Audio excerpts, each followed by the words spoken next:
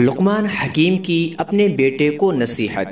اللہ تعالیٰ کے بہت بڑے ولی جن کا نام حضرت لقمان ہے، یہ وہ ہستی ہیں جن کے نام پر قرآن کے 31ویں سورت کا نام رکھا گیا۔ حضرت لقمان رحمۃ اللہ علیہ نے اپنے بیٹے کو نصیحت کرتے ہوئے فرمایا، اے پیارے فرزند، برائی کی آگ برائی سے نہیں بجھتی، جس طرح سے آگ کو پانی سے بجھایا جاتا ہے، اسی طرح برائی کی آگ کو اچھائی کے پانی سے بجھایا جاتا ہے۔ کسی انسان کی موت پر خوش نہ ہونا، مصیبت زدہ شخص سے مذاق نہ کرنا اور اچھائی کو کبھی مت روکنا۔